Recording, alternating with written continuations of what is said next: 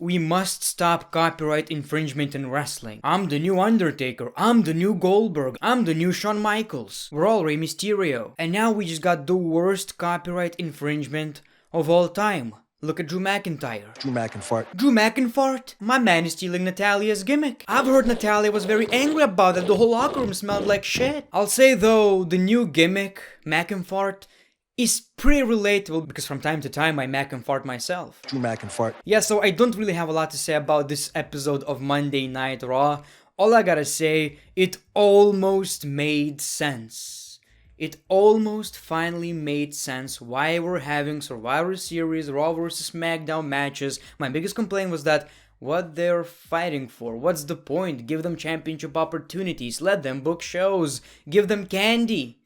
I'm sure they would appreciate some candy, but they got nothing. Well, for the first time, they almost made sense. My boy Adam Pearce opened Monday Night Raw with the winning Survivor Series team, and he said, "Great effort, guys. And now, because you did so well, let's consider who gets the championship opportunity." But he was like, you decide who gets the championship opportunity.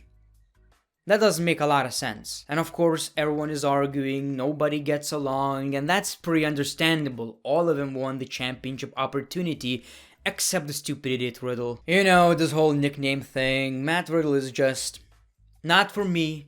But you know what? Yes, some of them made fair points by arguing. But you know, I believe, you know who should get this championship opportunity? Someone who made the best point.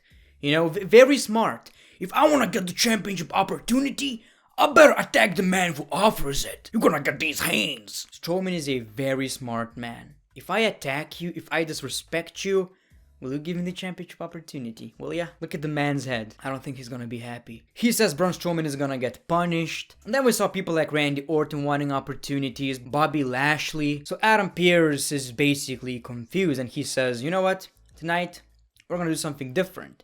We're gonna get 3 matches. 3 one-on-one matches. Every winner basically faces off in a triple threat match. Next week, it's a number 1 contenders match for the WWE Championship. This reminds me of AEW and NXT a bit. You know, I'm someone who actually loves the funny crap. The silly shit, you know, all the stuff that most people don't like in wrestling.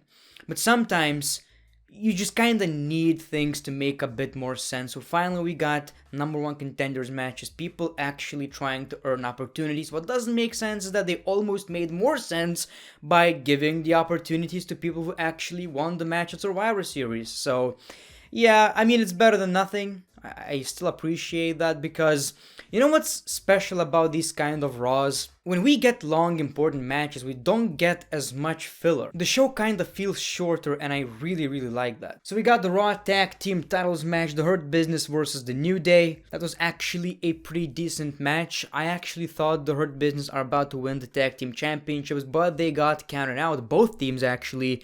And the Hurt Business said, you don't want to win like this. You don't want to win like this. So we got a rematch, which was also pretty good.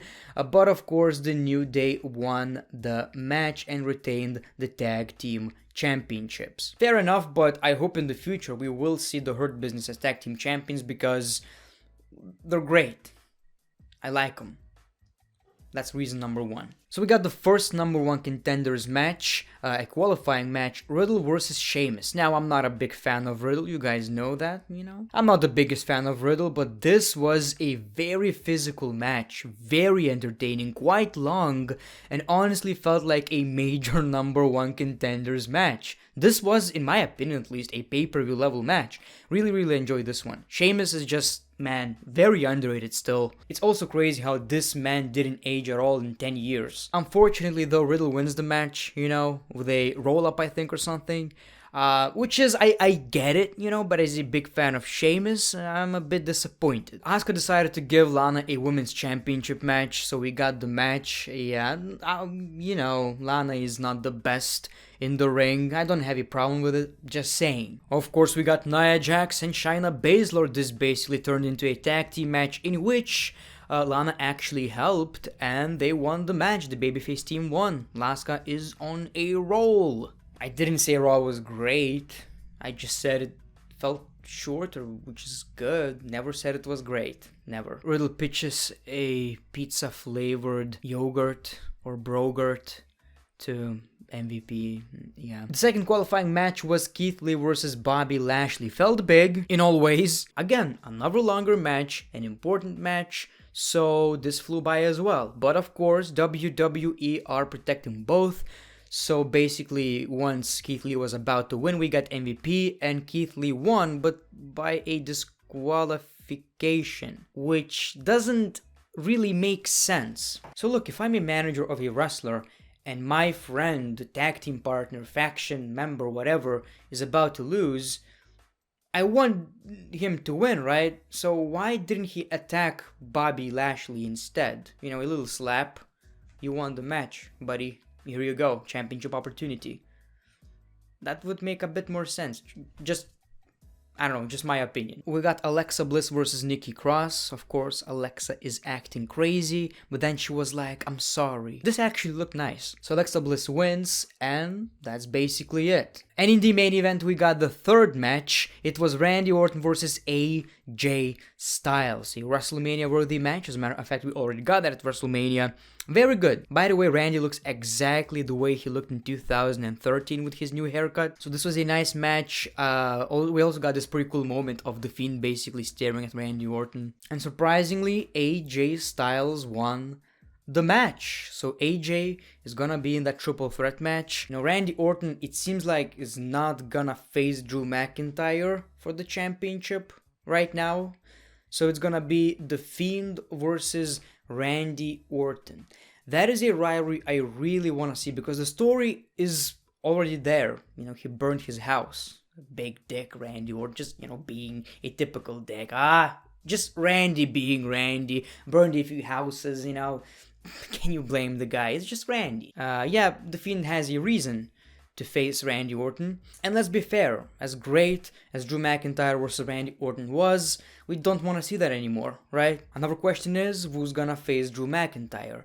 AJ Styles, Keith Lee, or Matt Riddle? Not too crazy about either of these matches, if I'm being honest, but I guess Keith Lee versus Drew McIntyre would be good. Two baby faces, two protected guys, it would be interesting. That really looks like a big match. Perhaps we would see a Keith Lee heel turn. I don't know. So yeah, that Raw wasn't that bad. Again, it's one of these Raws that I don't know how to call. You know, probably Drew McInFART. But at least we got a bunch of great wrestling. So thank you for watching this video. The Great One, peace, love, and hugs. It's been a pleasure.